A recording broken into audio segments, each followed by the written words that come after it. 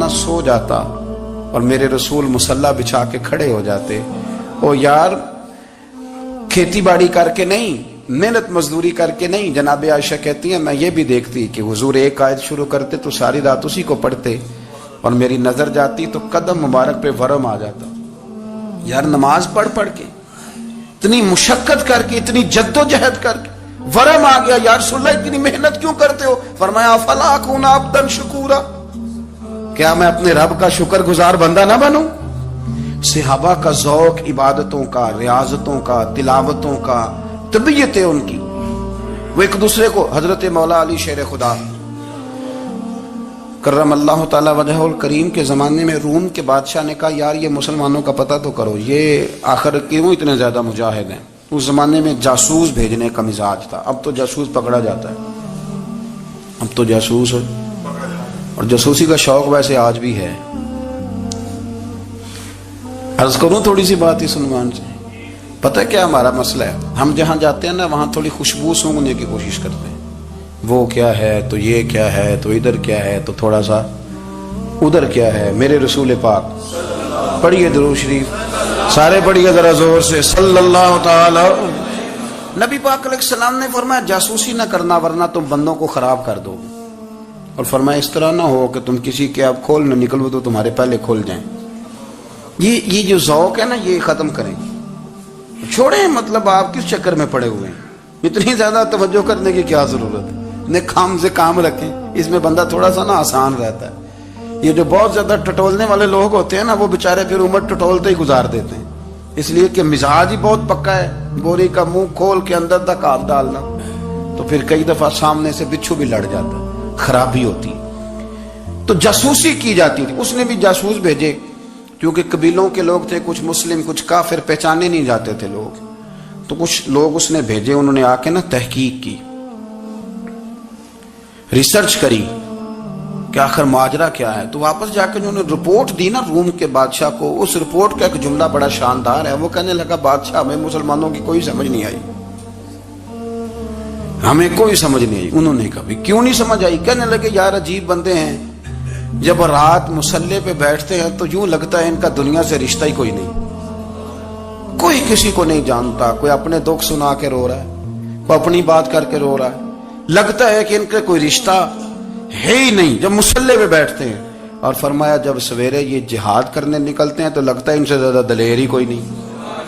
حالانکہ جو مصلوں پہ رونے دھونے کے لوگ ہوتے ہیں وہ کئی دفعہ جہاد میں کام نہیں کرتے, لیکن عجیب لوگ ہیں کہ رات کے راہب ہیں, دن کے مجاہد ہیں, کوئی سمجھ نہیں آتی. میرے عزیز ان لوگوں نے مصلی آباد کر کے رکھا, تلاوتیں ان کا ذوق رہی, منظر روز پڑھنا, اسباق پڑھنا, وظائف پڑھنا, یہ ان کا ذوق رہا. اعلیٰ حضرت بریلوی رحمت اللہ نے 1000 کتاب لکھی ہے, لیکن الوظیفۃ الکریمہ کے نام سے جو وہ صبح و شام وظائف پڑھتے تھے وہ الگ انہوں نے ان کو بیان کیا.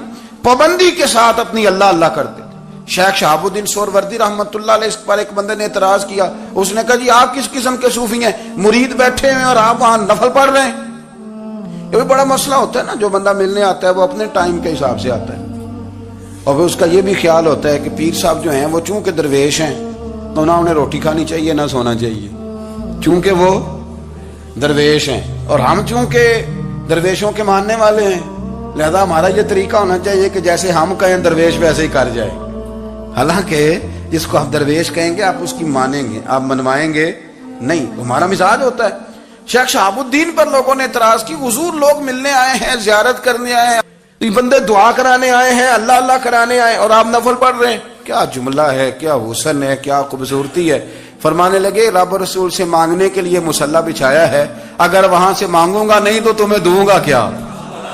پہلے مجھے کچھ لے تو لینے دو, اگر میرے پلے کچھ ہے ہوگی تو آگے دوں گا نا. تو میں مانگنے گیا تھا کہ یا اللہ دے, تیرے بندے لینے آئے دے, تو میں کچھ لوں گا تو آگے دوں گا نا. لیکن ہمارا یہ سٹیٹس, یہ مزاج, یہ شعور نہیں ہے. گپیں, کہانیاں, داستانیں, گفتگو, خطابت, واز, کیا بات. لیکن اگر کچھ کرنے کا کام ہو تو وہ نہیں ہم سے ہوتا. میرے نبی کریم علیہ الصلوۃ والسلام نے مصلی سے دل لگانے کا درس دیا, حضور نے توجہ دلائی. صحابہ اس ذوق کے حامل لوگ تھے, وہ کوشش کرتے تھے. جناب صدیق اکبر رضی اللہ تعالیٰ عنہ کا عبادت کا مزاج ہمیشہ قائم رہا. حضرت عمر فاروق ساری رات اللہ کے حضور کھڑے رہے. حضرت عثمان غنی رضی اللہ تعالیٰ عنہ عشاء کی نماز پڑھ کے 2 رکعتوں کی نیت باندھتے تھے. 15 سپارے پہلی رکعت میں پڑھ دیتے تھے اور 15 سپارے قرآن مجید کے دوسری رکعت میں پڑھ دیتے. آپ نے نا حضرت عمر فاروق کے وصال کے بعد ان کی ایک بیوہ سے نکاح کیا. حضرت عثمان غنی نے نکاح کیا. وہ خاتون آپ کے نکاح میں آئیں تو عرض کرنے لگی امیر المومنین میرے لیے اعزاز تو بہت ہے کہ میں امیر المومنین کی بیوہ تھی تو امیر المومنین کی منکوحہ ہو گئی ہوں، لیکن حضور نہ تو میں جوان ہوں کہ میرے اندر رغبت ہوتی اور نہ میں اب اس قابل ہوں کہ کوئی خدمت کر سکوں. میرے ساتھ نکاح کی وجہ کیا بنی؟ تو عثمان غنی رو پڑے. فرمانے لگے میں نے عمر فاروق کو مسجد میں دیکھا ہے، عدل کرتے دیکھا ہے، انصاف کرتے دیکھا ہے، امت کی خیر خواہی کرتے دیکھا. تمہارے ساتھ نکاح اس لیے کیا ہے کہ تم مجھے یہ بتاؤ کہ عمر فاروق گھر کے اندر اپنے رب کو کیسے راضی کرتے، گھر کے اندر کیسے راضی کرتے تھے، وہ طریقے بتلاؤ، تم بتاتی جانا اور میں بھی اسی طرح گھر میں عبادت کروں. میرے رسول کریم علیہ الصلوۃ والسلام نے ارشاد فرمایا، حضور فرمانے لگے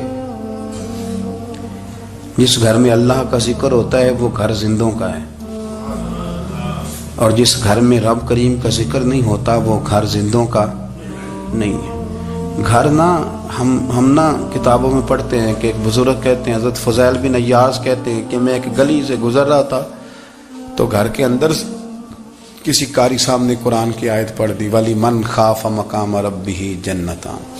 میں تے میرے کانوں سے ٹکرائی تو اللہ نے میری کایا ہی پلٹ دی، میں توبہ کر گیا. اب گھر کے اندر سے آواز آئے تو صحیح نہ تلاوت کی، پر اندر سے آواز آتی نہیں ہے، ڈیک بجنے کی آواز آتی ہے یا ٹی وی چلنے کی آواز آتی ہے یا دھوم مچانے کی آواز آتی ہے. عبادت کا وہ جو خاص شوق تھا، وہ جو حسن تھا، وہ جو توانائی تھی، وہ جو بات تھی. ایک جگہ پہ ہم بیٹھے تھے تو وہاں ایک صاحب آئے اور انہوں نے آتے ہی کہا کہ مہربانی کریں ذرا مجھے مصلی دے دیں، میرے نہ کچھ نفل رہ گئے. تو میں نے وضو کر لیا تو کوئی مصلی مل جائے. مصلی انہیں دے دیا گیا، وہ مصلی لے کے چلے گئے تو پیچھے ایک صاحب نے تبصرہ کیا، کہنے کتنا ریاکار بندہ ہے، لوگوں کو دکھا رہا ہے کہ میں نفل پڑھتا ہوں، ہے کوئی بات کرنے والی. میں نے اسے کہا، میں نے کہا تو مہربانی کرنا اس طرح کی ریاکاری تو بھی کر، پکڑ مصلی اور جا تو بھی تھوڑی ریاکاری کر کے آ، اٹھ ذرا شکر کر، کوئی یہ ریاکار بھی ملا ہے، کوئی نفل پڑھ کے ریاکاری کر رہا ہے. اللہ کا میں کہتا ہوں کو پڑھے تو صحیح نہیں، یہ کوئی دور ہے نفل پڑھنے کا؟ اس میں تو لوگوں کا مزاج ہی نہیں، طبیعت ہی نہیں. میں نے کہا چل مہربانی کر یہ لے مصلی اور تو بھی جا تھوڑی سی یا کاریا ریاکاری کرو تو صحیح نا. مزاج ہی نہیں، ذوق. جمعے کی نماز پڑھ کے یوں دنیا بھاگتی ہے، او ہو پتہ نہیں کون سی پیچھے آگ تھی جو بجھائی جائے گی. اور آج تک لوگ مسئلہ پوچھ رہے ہیں کہ جمعے کی بعد والی سنتیں کتنی ہوتی ہیں. میں نے کہا کتنے سال ہو گئے جمعہ پڑھتے، کتنے سال ہو گئے، ابھی تک سنتوں کا نہیں پتا، ابھی تک نہیں علم کے پہلے کتنی رکھتے ہیں اور بعد میں کتنی رکھتے ہیں. فجر کی سنتیں کب پڑھنی چاہیے، سنو فجر کی سنتوں کے بارے میں. میرے رسول کریم سید عالم صلی اللہ تعالی علیہ وسلم سے ایک صحابی نے پوچھا تھا، حضور میری فجر کی سنتیں رہ گئیں یا رہ جاتی ہیں تو حکم کیا ہے؟ کیا انداز ہے حضور کا. بخاری مسلم کے لفظ سنو. حضور سید عالم صلی اللہ علیہ وسلم فرمانے لگے، اس نے کیا پوچھا تھا، حضور جواب کیا دیتے ہیں؟ فرمایا فجر کی سنتیں کبھی نہ چھوڑنا، فجر کی پہلی 2 سنتیں کبھی نہ چھوڑنا. یا رسول اللہ صلی اللہ تعالی علیہ وسلم میری رہ گئی ہیں، رہ جاتی ہیں. فرمایا فجر کی 2 سنتیں نہ چھوڑنا. فرمایا فجر کی پہلی 2 سنتیں مجھے دنیا اور دنیا کے اندر جو کچھ ہے وہ سب سے زیادہ پیاری ہے. فجر کی 2 سنتیں دنیا اور دنیا میں جو کچھ ہے مجھے وہ سب سے زیادہ پیاری ہیں. اس لیے فجر کی سنتیں نہ چھوڑنا. اپنا ذوق، اپنی طبیعت، ہم نے نا ذوق غلط بنا لیا ہے. اگر 20 بندے کہہ بھی دیں گے تو نے بڑی شاندار تلاوت کیا تو کیا اس سے بنے گا؟ 100 بندہ کہہ بھی دے تیری کیا بات ہے، کیا بات ہے نعت خاں کی، کیا بات ہے علامہ صاحب کی، پیر صاحب کی، پیر مہر علی شاہ صاحب رحمت اللہ علیہ. آپ تشریف فرما تھے تو آپ کے ایک ہی بیٹے بابو جی جن کو کہا جاتا ہے، جس دن صاحبزادے پیدا ہوئے تو خادم نہ وہاں سے نکلا. ان لوگوں کے شوق اور طرح کے تھے نا تو ان کی توجہ بھی اپنے شوق کی طرف رہتی. تو خادم نکلا اندر سے، پیر صاحب مبارک ہو، پیر صاحب مبارک ہو، پیر صاحب مبارک ہو، پیر صاحب مبارک. وہ شور کر رہا ہے تو پیر صاحب کو وجد ہو گیا، اللہ اکبر اللہ اکبر اللہ. وہ کیا ہوا؟ किस बात की मुबारक दे रहे हो? अर्ज की हुजूर अल्लाह ने बेटा दिया है। तो आप फरमाने लगे अच्छा हुजूर आप क्या हुआ, आप तो परेशान हो गए। फरमाने लगे जब तूने 3 दफा कहा ना मेरे अली को मुबारक हो, तो मैं समझा था शायद तुझे किसी ने बता दिया है कि मेरे अली से अल्लाह राजी हो गया।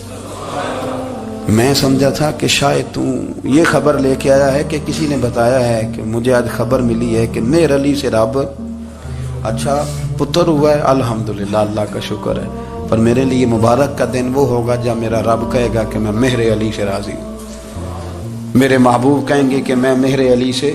आप बात को समझे, शौक ही किसी और तरफ था, दिल ही कहीं और लगा हुआ था, तबीयत ही कहीं और मायल थी। कोई वजीफा पूछते थे तो पढ़ते थे वो लोग, कुछ अल्लाह अल्लाह उन्हें बताई जाती थी तो करने का जौक रखते थे, तबीयत थी, कायल थे। हजरत रबी कहते हैं मैं बड़ी दूर से सफर करके गया हजरत अवैस करनी से मिलने, बड़ी दूर से।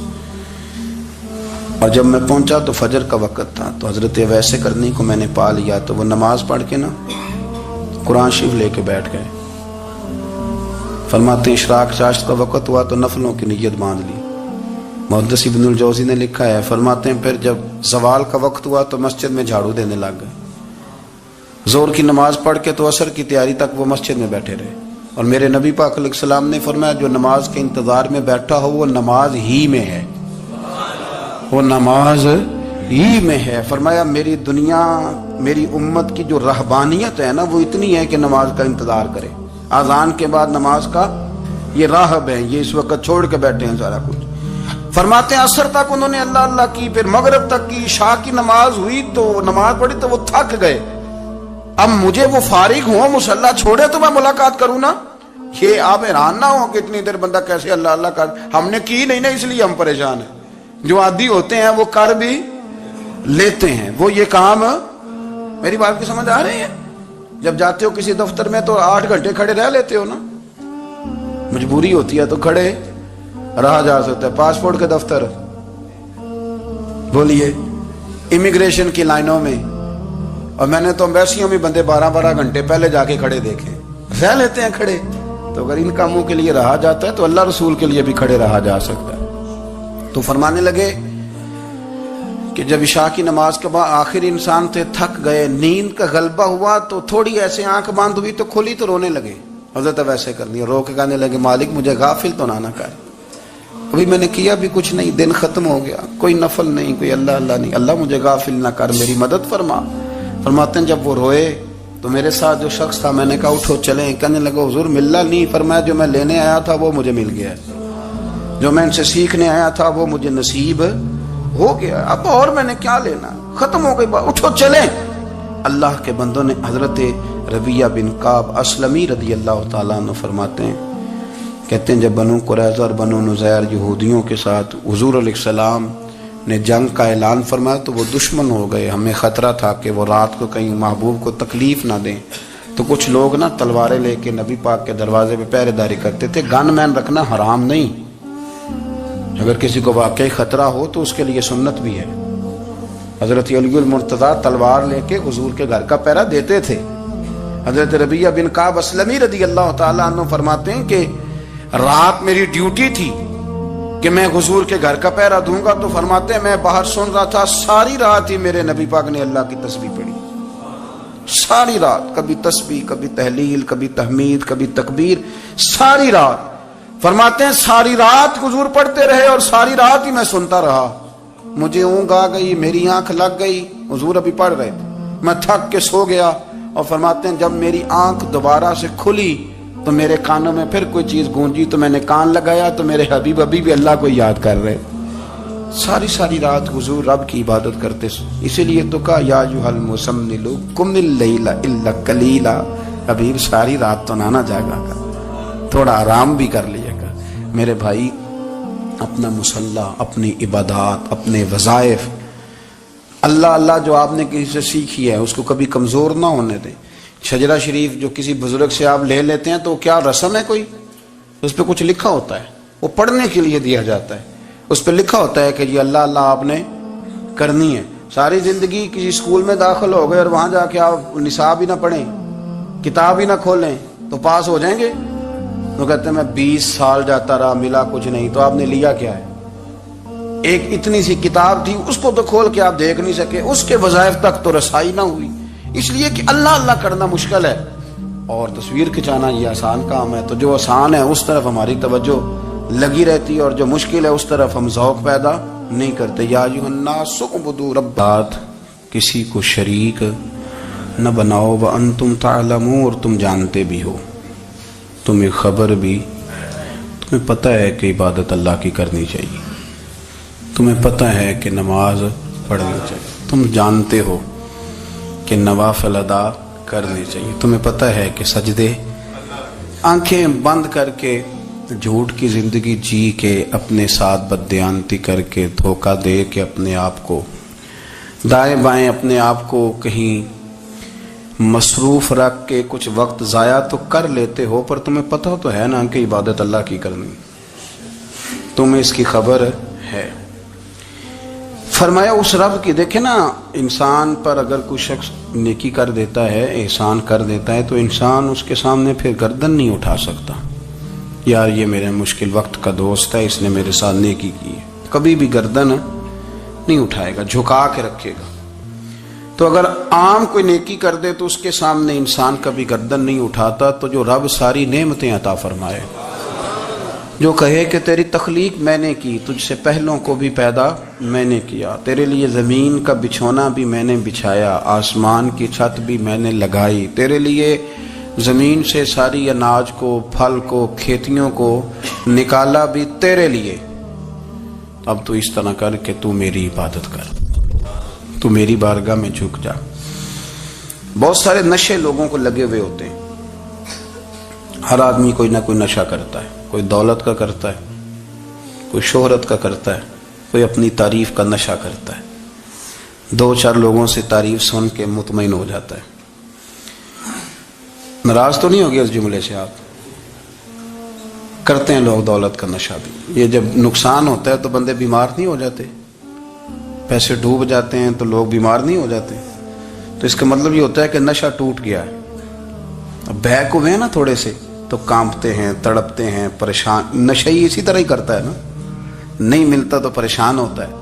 یہ سارے نشے ہیں, مختلف قسم کا نشہ. اب مانتے نہیں اس بات کو, تسلیم نہیں کرتے, کیونکہ تسلیم کرنا بڑا مشکل کام ہے. اس کے لیے تو بڑی ساری چیزیں جو ہیں وہ دبوچ کے اور بڑی سارے رستے پھلانگ کے آنا پڑتا ہے, تو بڑا مشکل ہے ماننا, ورنہ کرتے ہیں ہم, ہمارا مزاج ہے. یہ گھومنے پھرنے کا, دنیا دیکھنے کا بھی ایک نشہ ہے, یہ بہت ساری باتیں کرنے کا بھی ایک نشہ ہے, گپ شپ کا بھی ایک نشہ ہے. 2-4 لوگوں کی جب تک پگڑیاں نہ کھول لیں, بعض لوگوں کو نیند نہیں آتی. یہ غیبت کا, چغلی کا, بددیانتی کا, یہ بھی ایک نشہ ہے. اس پر ملا رومی رحمت اللہ نے بڑا کلام لکھا ہے. وہ کہتے ہیں مانگ کے کھانے کا بھی نشہ ہے, مانگ کے کھانے کا بھی نشہ ہے. وہ کہتے ہیں کہ ایک بھیک مانگنے والی خاتون تھی, تو بادشاہ کے پاس بھیک مانگنے آئی, تو بادشاہ کو پسند آ گئی, اس نے شادی کر لی. اب اس کو عادت تھی بھیک مانگ کے کھانے کی, تو وہ کنیزوں سے کہا کرتی تھی کہ فٹافٹ نہ روٹی لے کے آیا کرو, میں 2-3 دفعہ مانگوں تو پھر لایا کرو, کیونکہ ایک نشہ ہے نا, تو میں مانگوں 2-4 دفعہ تو پھر. تو انسان بہت سارے نشے کرتا ہے, یہ مانتا نہیں. یہ موبائل, یہ فیس بک, یہ سارے نشے ہی ہیں. اپنی فوٹو لگا لینا, سارا دن اسی کو دیکھتے رہنا. اور بڑے بڑے سیانے بندے جو وزادار ہیں, بڑے وزادار لوگ ہیں, لیکن وہ بھی سنجیدگی کے قائل نہیں, اس طرح کے نشوں کا شکار ہیں. یہ سارے نشے ہیں جو ہم نے پال لیے. ہمارے صوفیاء, ہمارے بزرگ فرماتے ہیں کہ تم اس طرح کرو, اگر سارے نشوں سے بچنا چاہتے ہو تو سجدے کا نشہ شروع کرو, سجدے کا نشہ شروع کرو. یہ نا اقبال کہتے ہیں, عطار ہو, رومی ہو, رازی, آپ بات کو سمجھیں, عطار ہو, رومی ہو, رازی ہو, غزالی ہو, کچھ ہاتھ نہیں آتا بے آہ سحر گاہی. کہتے ہیں بہت بڑا صوفی ہو جیسے فرید الدین عطار تھے, بہت بڑا تصوف کا امام ہو جیسے امام غزالی تھے, بہت بڑا تفسیر کا استاد ہو جیسے امام رازی ہو. عطار ہو, رومی ہو, رازی ہو, غزالی ہو پر کچھ ہاتھ نہیں آتا بے آہ سحر گاہی. اگر سویرے اٹھ کے روتا نہیں نا اللہ کی بارگاہ میں, اگر تہجد نہیں نہ پڑھتا تو کچھ ہاتھ نہیں آتا بے آہ سحر گاہی. پھر اس کو کوئی چیز نصیب. میری بات کی سمجھ آ رہی ہے آپ حضرات؟ جب تک آپ سویرے نہیں اٹھتے, آپ اللہ اللہ نہیں کرتے, آپ کو نوافل کا چسکا نہیں, عبادت کا مزہ نہیں, فرمایا میری عبادت کرو, یہ شوق پیدا کرو, میں نے تمہیں پیدا کیا ہے. ہم لوگوں کے نشے مختلف نشے, بڑا عجیب رنگ ہے. محفل کی صدارت کرنے والے بڑے پیر صاحب, بڑے القابات, او خو بیچ میں سے بندہ تلاش کرنے سے بھی نہیں مل رہا, اتنے بڑے لقب ہیں اس کے. لیکن وہ سج سنور کے 2.5 گھنٹے بیٹھا رہا محفل میں, اور نماز کا وقت آیا تو اس نے مختصر سی پڑھی, وہ نکل گیا. ہلکے سے سجدے کیے. او اتنا بڑا عشق رسول نعت کا, او ہو کیا بات ہے. اور عشق رسول کا بہت بڑا پیغامبر, بہت بڑا مبلغ, اور بیچارہ سمجھ ہی نہیں سکا کہ اللہ کے رسول نے فرمایا تو نماز پڑھ میری آنکھیں ٹھنڈی ہو جائیں گی. تو یہ نشے کے عادی تو ہیں پر حقیقت کے قائل نہیں ہیں. یہ بس ٹھیک ہے, خوابوں کی دنیا میں لوگ زندہ ہیں, پر جن کو یہ جو نشہ تھا نا عبادت کا, یہ میرے رسول پاک کی چاہت ہے, یہ میرے نبی کریم علیہ السلام کی. آپ دیکھیں نا حضور مہینوں جا کے غار حرا میں بیٹھتے, کیا وہاں تبلیغ کرتے تھے, کوئی کتاب لکھتے تھے؟ رسول کریم علیہ السلام مہینہ رہتے غار حرا میں, کوئی نہ مجھے دیکھے, کوئی نہ مجھے ملے. حضور یہاں کیا ہے؟ فرمایا میں اپنے رب کی عبادت کروں گا. نبی کریم علیہ السلام نے سجدوں کے ساتھ پتھروں اور پہاڑوں کو آباد کر دیا, سجدوں کے ساتھ.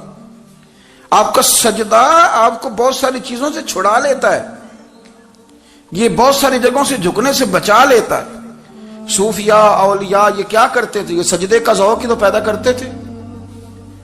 سجدے کا ذوق. شاہ عبد العزیز دباغ رحمۃ اللہ تعالی علیہ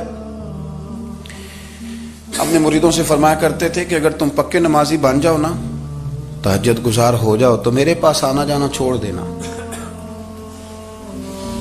عرض کی حضور کیوں؟ فرمایا میں تمہارے اور رب رسول کے راستے میں رکاوٹ نہیں بننا چاہتا, اب میرا مقصود ہے تمہیں وہاں تک پہنچانا. جب پہنچ گئے تو پھر میری ضرورت ختم ہو گئی. ہاں کبھی وسوسہ آئے, شک پیدا ہو, تکلیف ہو تو آنا, ورنہ میں نہیں چاہتا کہ میں رکاوٹ بنا رہوں.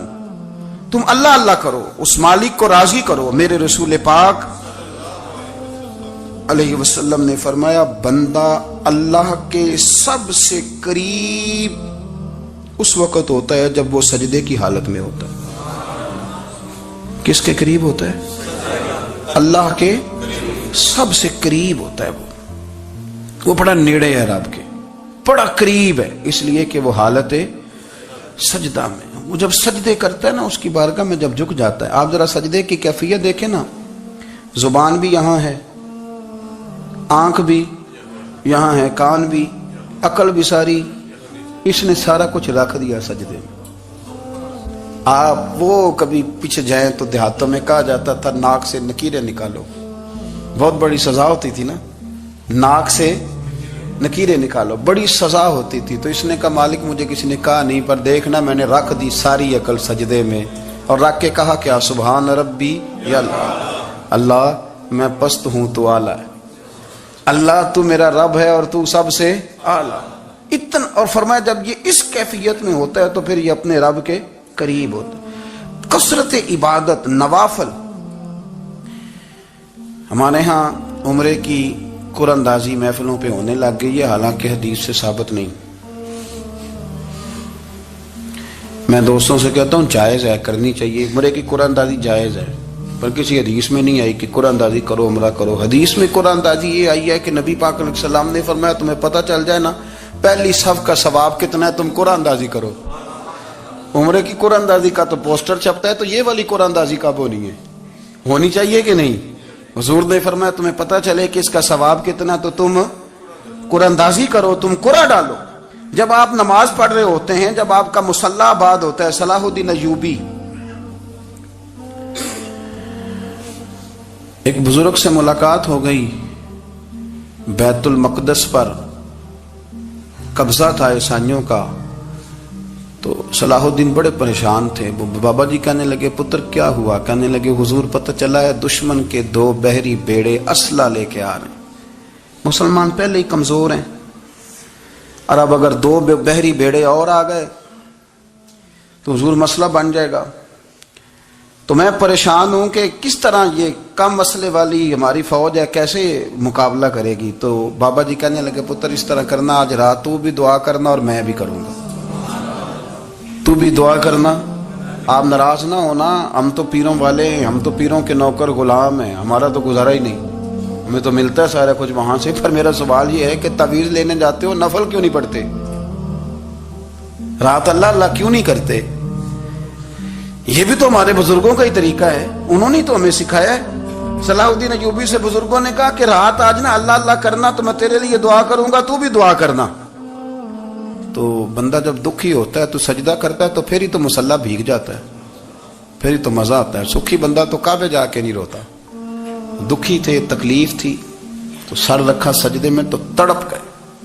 اور وہ بابا جی کہتے ہیں میں مسجد آیا تو صلاح الدین چیخے مار کے رو رہا تھا اور کہہ رہا تھا مالک میں کوئی اپنی شان کے لیے تو نہیں نہ لڑ رہا، اللہ کو میں کوئی قبضوں کے لیے تو نہیں لڑ رہا، مالک تیرے لیے لڑ رہا ہوں، مجھے بے آبرو نہ کرنا، میری مدد فرمانا. کہتے ہیں میں آیا تھا کہ مسجد میں دعا کروں گا، پر صلاح الدین ایوبی کو روتے دیکھا تو میں لوٹ گیا. تو سویرے صلاح الدین ملے تو بڑے خوش تھے. میں نے کہا پتر کیا ہوا؟ کہنے لگے حضور وہ بحری بیڑے 2 آ رہے تھے نا اسلحہ لے کے، دونوں ڈوب گئے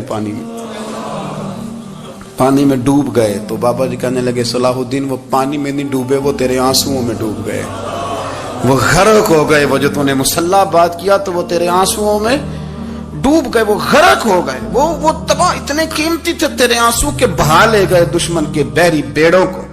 میرے بھائی ٹھیک ہو گیا جی، میرے عزیز سمجھ لیں اس بات کو ہمیشہ کے لیے اور اس پر غور کر لیں اچھے طریقے سے کہ میرے رسول کریم سید عالم صلی اللہ علیہ وسلم نے نا ہماری توجہ دلائی، حضور نے ہمیں بتلایا، ہمارا ذوق بڑھایا عبادت کی طرف. ایک صحابی تھے حضرت ابو فاطمہ رضی اللہ تعالیٰ عنہ، یہ ترمذی شریف کی حدیث ہے. نبی پاک علیہ السلام نے فرمایا ابو فاطمہ قیامت کے دن مجھ سے جلدی ملنا چاہتے ہو کہ دیر کے ساتھ؟ تو کہنے لگے حضور کون ہوگا جو دیر سے ملنا چاہے گا؟ ہم نے تو جان دے دی وعدہ دیدار پر. اعلیٰ حضرت فرماتے ہیں جان دے دی وعدہ اور نقد اپنا دام ہو ہی جائے گا. مجھے لگتا ہے کہ یہ سودا نقد و نقد ہو جانا ہے، چونکہ ہم نے جان دے دی وعدہ دیدار پر. آپ نے وعدہ کیا تھا کہ مریں گے تو پھر زیارت ہوگی، تو مر گئے ہم زیارت کی خاطر. جان دے دی وعدہ دیدار پر تو نقد اپنا دام ہو ہی جائے گا. اے رضا ہر کام کا ایک وقت ہے، دل کو بھی آرام ہو ہی جائے گا. تو حضرت ابو فاطمہ رضی اللہ تعالیٰ عنہ سے نبی پاک صلی اللہ علیہ وسلم نے فرمایا جلدی ملنا چاہتے ہو کہ دیر سے؟ عرض کی حضور فٹافٹ ملنا ہے، میں نے قیامت کے دن آپ سے جلدی ملنا ہے. تو نبی پاک علیہ السلام نے فرمایا پھر اس طرح کرنا، دنیا میں رہ کے سجدے زیادہ کرنا، پھر سجدے زیادہ کرنا، قیامت میں ملاقات جلدی ہو جائے گی، قرب ملے گا تمہیں.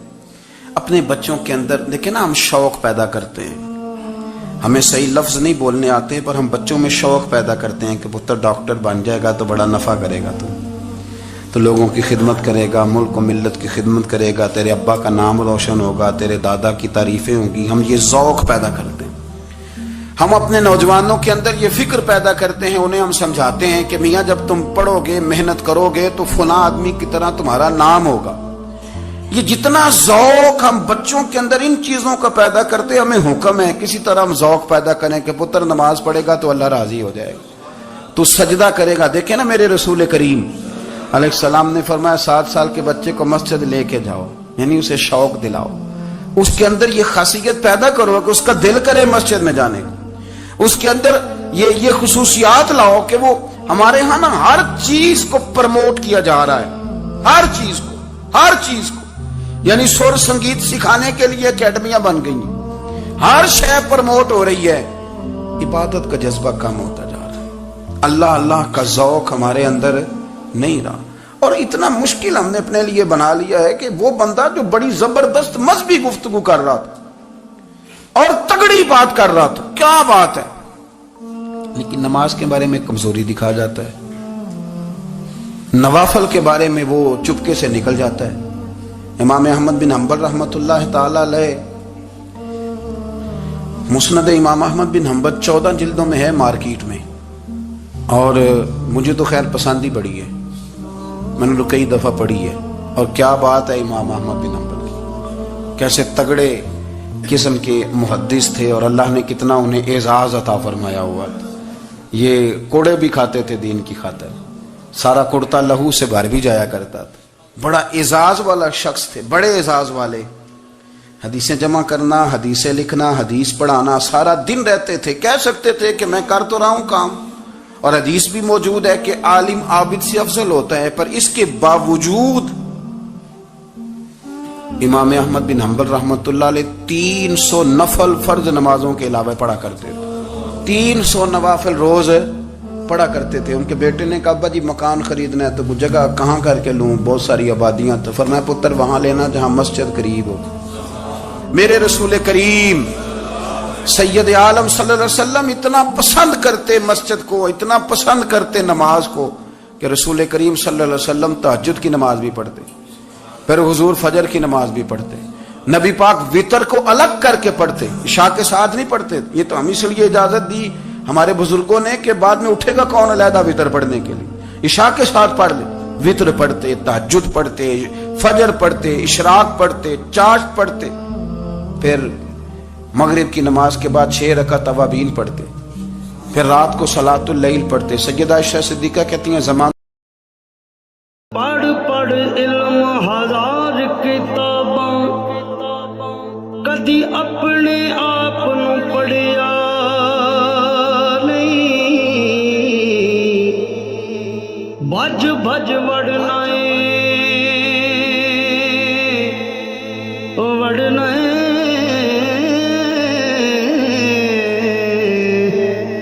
بھج بھج وڑنا مندر مسیتی، کدی من اپنے وچ وڑیا ہی نہیں۔